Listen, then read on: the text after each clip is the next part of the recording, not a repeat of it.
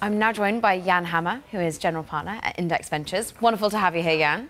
Thanks. Talk to us about the latest investment. It is a fintech based in Paris. We're talking insurance and we're talking Alan. What drew you to this particular company? Alan is a company that represents a bigger e-health vision. It's a company that's the first insurance business that got licensed in France since 1986. And it's the first company that's offering fully digital health insurance for companies. It's mandatory by law in France that companies have to co-insure their workers. So they're playing to this trend and they're providing transparent, comprehensive, and pretty clear insurance, taking business from the incumbents. And this is an international opportunity. They're obviously key in France, but what about the growth prospect? The French market is 36 billion euros alone. Clearly, we wouldn't have invested if the opportunity wasn't beyond France. So for now, the company is building its product in the domestic market, but the ambition is pretty quickly go outside of the French borders. I mean, it's interesting, we're sat here in the city of London, where you might feel most of the fintech is being born in Europe. You might look to New York and America, but clearly there's some fintech going on in France as well. Well, historically, we've invested in fintech in the main hubs, and that's really driven by history, by where the financial services industries have been built, in London, in New York, and increasingly on the consumer side in San Francisco. And at Index, we've already invested about $500 million in fintech alone. But the case of Alan shows that entrepreneurs can be born anywhere. It's sort of coming of age for Europe. You know, great, big, ambitious companies are born outside of what you'd expect are the core hubs, like London, like Berlin. Paris is going strong and huge, and we have high expectations of this company. What about, therefore, when you say you're very active, I mean, $500 million put to work. I think CB Insights says that Index Ventures has, in fact, got one of the biggest portfolios out there in fintech. You're one of the most active players. Where's hot right now in terms of the fintech spectrum, if you're not just looking at insurance tech? We're looking at companies that are addressing big populations, big markets. And what I would like to say is it's companies that are expanding those markets, expanding the opportunity, addressing the unbanked or the unserviced, and expanding the total size of sort of services offered. And as an example, Funding Circle, just here alone in the UK in 2017, had extended $1 billion, well over £600 million of net new loans to small and medium enterprises. On the Robinhood side in the US, the millennial population doesn't really have or hasn't had access to brokerage, to equity investing. About 15% of the millennial population have ever bought a share.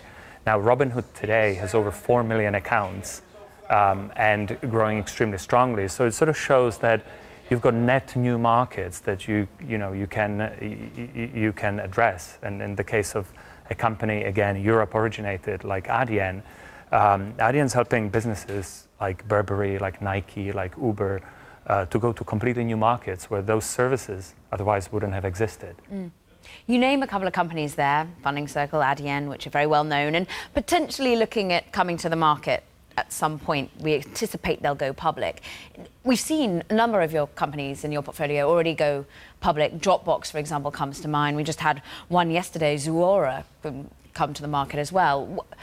Is 2018 the right time to come to the market? What is it? Have we got a perfect storm? I would say it's a combination of two factors. One is the markets that are favorable. And of course, we're not here to predict what they will become, but so far so good. But let's focus on the companies. We've got a cohort of some brilliant businesses that have been working on building their companies with private capital for a while. And one indicator of their size, scale, and maturity and impact is the percentage of international sales. So in the case of Dropbox, more than 50% of revenue is derived from outside of the US market. And if you look at the sort of the cross-section of the recent IPOs, the average is more than 30% of revenues are outside of the US. So that shows a certain scale and maturity. I mean, these are international franchises. And I would highlight Spotify, which is not in Index portfolio, but again, underscores how far Europe has gone. And I would argue as far as, Europe is at a point where, US was a decade ago, but catching up and growing at arguably a faster pace. Spotify IPO has been incredibly successul. It's really a global phenomenon. It's a company built on European engineering talent and one that has conquered the world. So I can't sort of predict what IPOs might happen, but I would say, in our portfolio, there's a good half a dozen or if not more companies that, are of interest to public markets potentially in the near future. What about that private capital that's still flowing? There's reports out there that another one of your portfolio companies, Revolut, might see a big push up in its overall valuation and a lot more money coming from a new investor. Are we still seeing more and more private money, capital being put to work in startups? So the pocket's still as deep as they always were? Yes, I would say it's never been a better time to be an entrepreneur. And the availability of capital is there both at the seed stage, the venture stage, and now the growth stage. So companies can get and are getting funded. I can't comment on Revolut specifically. I would say Revolut is doing something quite special. We're very proud of that company.